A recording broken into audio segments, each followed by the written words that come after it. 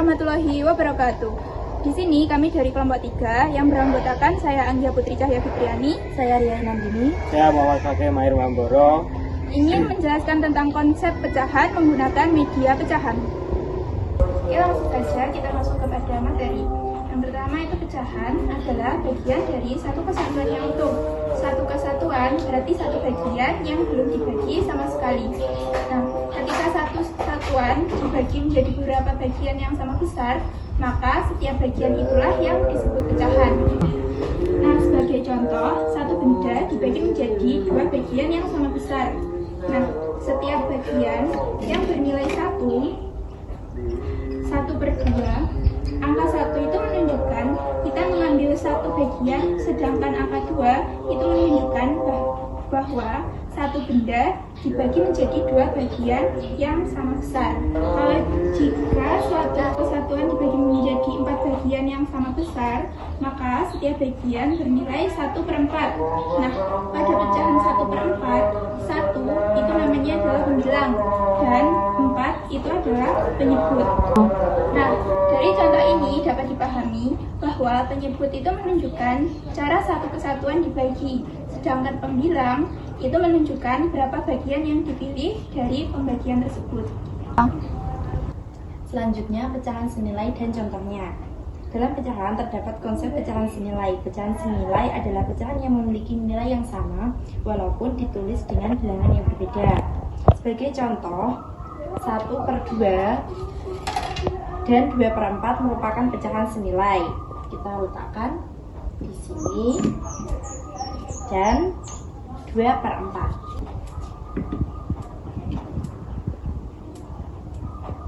Nah, jadi meskipun angka pada pembilang dan penyebutnya berbeda, keduanya menunjukkan bagian yang sama, yaitu satu kesatuan. Nah, contoh selanjutnya yaitu 1/4 juga senilai dengan 2/8.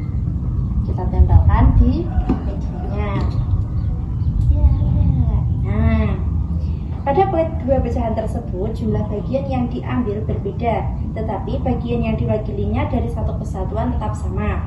Hal ini menunjukkan bahwa suatu pecahan dapat diubah ke bentuk lainnya tanpa mengubah nilai selama perbandingan antara pembilang dan penyebutnya tetap sama. Juga dapat dibandingkan untuk menentukan mana yang lebih besar dan mana yang lebih kecil. Untuk membandingkan suatu pecahan maka perlu diperhatikan bagaimana satu kesatuan tersebut dibagi.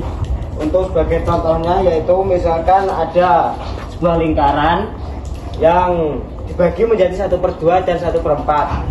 Ini kita contohkan melalui media. Kita tempelkan terlebih dahulu lingkarannya, yaitu bagiannya 1/2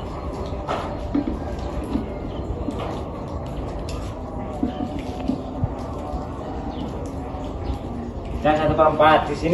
Di sini kita bisa lihat bahwa dari lingkaran tersebut 1/2 lebih besar dari 1/4 karena 1/4 itu bagian dari 1/2 yang dibagi menjadi 2. Contoh selanjutnya yaitu 1/3 dan 1/4. Di sini kita tempelkan terlebih dahulu 1/3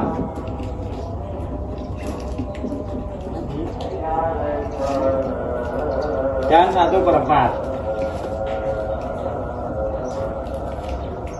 1/3 lebih besar daripada 1/4 karena satu kesatuan dibagi menjadi 3 bagian, bukan 4 bagian. Dengan demikian, semakin sedikit jumlah bagian dari satu kesatuan, maka semakin besar ukuran setiap bagiannya.